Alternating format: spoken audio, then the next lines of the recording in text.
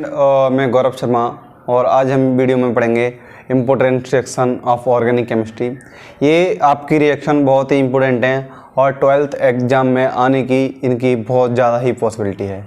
Something ये 95% यही reactions आपकी आनी हैं। तो पहले हम इसमें जो रिएक्शन पढ़ते हैं वो हम पढ़ते हैं एल्कोहल से चैप्टर में से, यानी इसमें हम जो रिएक्शन पढ़ेंगे फॉर्मेशन ऑफ एल्कोहल, यानी एल्कोहल बनाने की विधि। तो एल्कोहल को हम किस विधि से बना सकते हैं? तो एक बना सकते हैं हम, पहला है इसमें आपका फ्रॉम एल्कीन।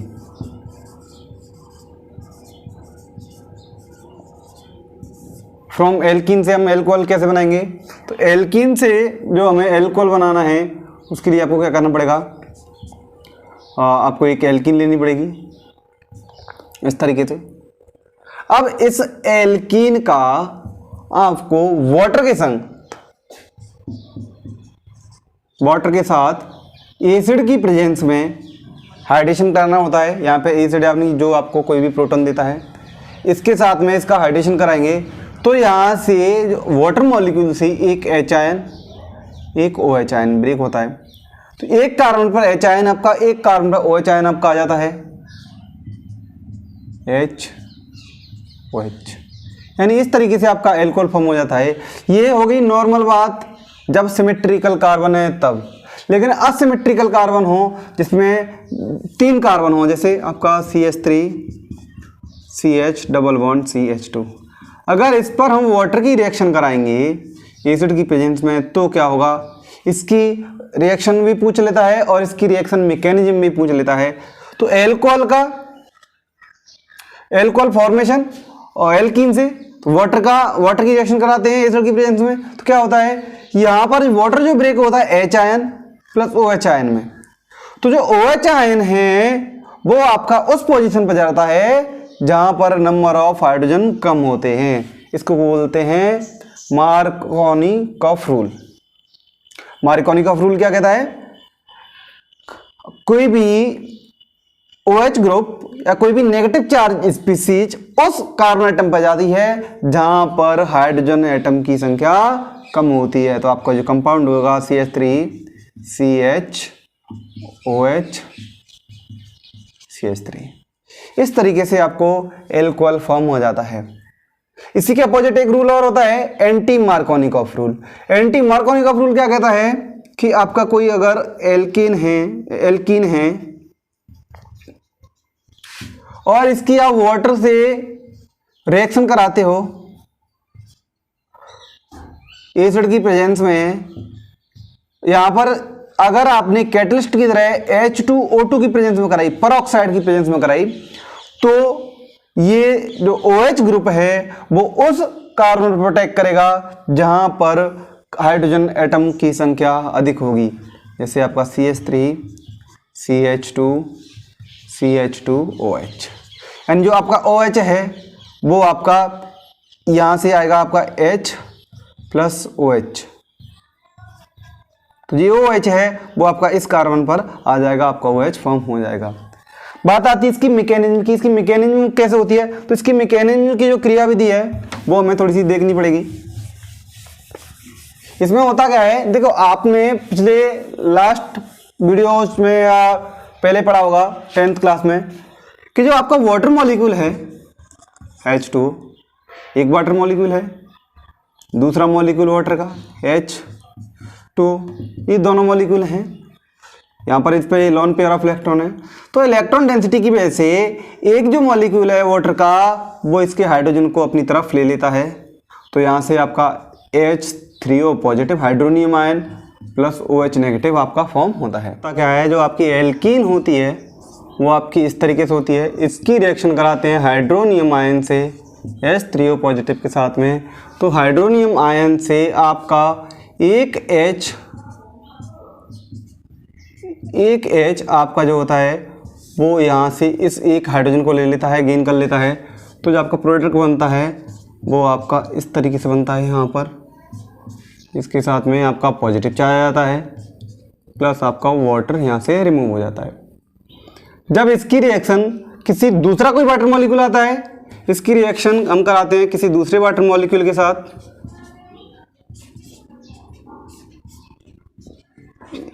Plus water. तो वाटर मॉलिक्यूल क्या करता है, वाटर मॉलिक्यूल में क्या है यहाँ पे लोन पेयर ऑफ इलेक्ट्रॉन, तो लोन पेयर ऑफ इलेक्ट्रॉन इस पॉजिटिव चार्ज पे जाते हैं तो आपको कंडीशन मिलती है ये वाली,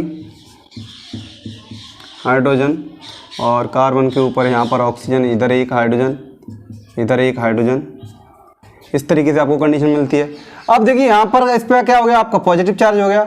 इस पॉजिटिव चार्ज को रिमूव करने के लिए ये हाइड्रोजन है वो अपने इलेक्ट्रॉन को इस पॉजिटिव चार्ज न्यूट्रल में लगा देता है, तो जो आपको प्रोडक्ट मिलता है वो आपको एल्कोहल फॉर्म हो जाता है और इधर आपका ये OH आपको मिल जाता है। इस तरीके से इसकी रिएक्शन मैकेनिज्म होती है। अगला आपको देखना है कि एल्कोहल का फॉर्मेशन करते हैं, एल्कोहल का फॉर्मेशन करते हैं आपका हाइड्रोबोरेशन के थ्रू।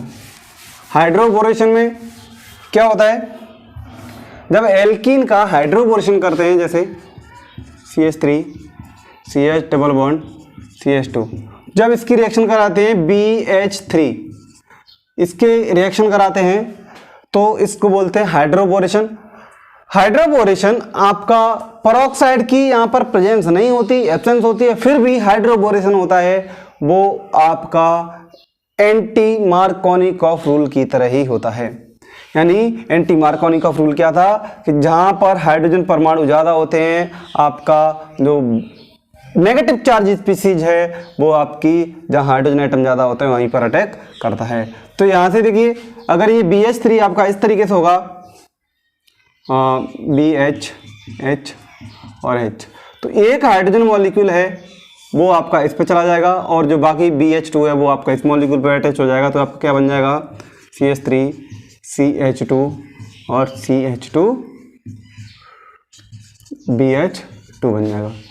यहाँ पर जो आपका जो BH2 बनेगा इसकी रिएक्शन फिर एक एल्कीन मॉलिक्यूल से करा दो, CH3 CH double bond CH2 से करा देंगे, तो यहाँ से फिर से एक हाइड्रोजन आपका डिस्प्लेस हो जाएगा, CH3 CH2 और ये आपका CH और इधर आपका बन जाएगा BH। इसका कितने ट्वाइस मॉलिक्यूल बन जाएंगे, एक हाइड्रोजन निकल जाएगा और CH3 लग जाएगा यहाँ पर। फिर इसकी रिएक्शन करा दो एक और मॉलिक्यूल से, CH3 CH2 CH double bond CH2 से, तो यहाँ से एक जो हाइड्रोजन रिमेन है वो भी आपका निकल जाएगा, आपका कंपाउंड बन जाएगा CH3 CH2 CH2 का होल थ्राइस और भी।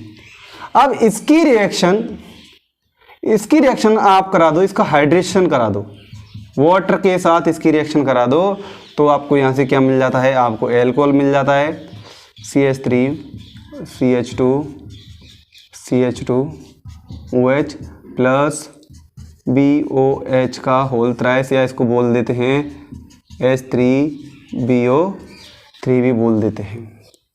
ये हो गया आपका हाइड्रोबोरेशन। हाइड्रोबोरेशन में आपको एक ही चीज़ याद रखनी है कि बोरेट की जो रिएक्शन होती है, BH3 की जो रिएक्शन होती है, तो नेगेटिव चार्ज वहाँ पर जाता है जहाँ पर हाइड्रोजन एटम ज़्यादा होते हैं, यहाँ पर पेरोक्साइड प्रेजेंस नहीं होती। ये थोड़ा सा आपको याद रखना पड़ेगा।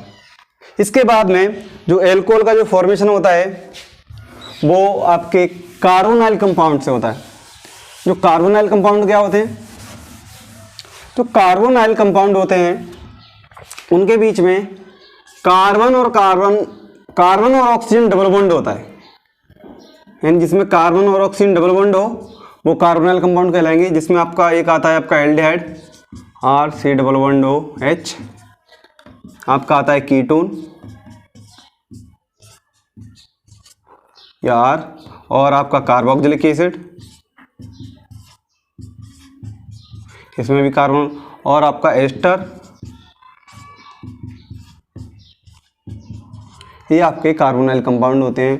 कार्बोनाइल कंपाउंड की जब एल्डिहाइड का हम रिडक्शन कराते हैं तो ये आपके प्राइमरी एल्कोहल RCH2OH में, कीटोन आपका सेकेंडरी एल्कोहल में RCOH और आपका CH3 एल्कोहल में, और ये आपका प्राइमरी एल्कोहल में RCH2 OH में फॉर्म होते हैं और ये भी आपका प्राइमरी एल्कोहल में ही फॉर्म होते हैं। यहाँ से आपका बन जाता है RCH2OH प्लस ROH। इस तरीके से आपको एल्कोहल फॉर्म होते हैं रिडक्शन के थ्रू। अब बात करते हैं एक important reaction, formation of phenol. Phenol का फॉर्मेशन कैसे करते हैं? तो फिनॉल की अब की इम्पोर्टेंट रिएक्शन है, आप क्लोरोबेंजीन की रिएक्शन कराते हैं। क्लोरोबेंजीन की रिएक्शन कराते हैं किसके साथ में? NaOH के साथ में। NaOH के साथ में हम क्लोरीन की रिएक्शन कराते हैं तो आपका जो प्रोडक्ट बनता है वो पहले बनता है आपका सोडियम फिनॉक्साइड। सोडियम फिनॉक्साइड बनता है इसके साथ में ONA। जब इसकी रिएक्शन सोडियम फिनॉक्साइड की रिएक्शन हम किसी एसिड से, यानी यहाँ पर हम HCl इसके साथ यूज कर रहे हैं, HCl के साथ रिएक्शन करा दें तो आपको जो फिनॉल फॉर्म हो जाती है, ये आपकी फिनॉल फॉर्म हो गई। ये बहुत ही इंपॉर्टेंट रिएक्शन है इस चैप्टर के लिए।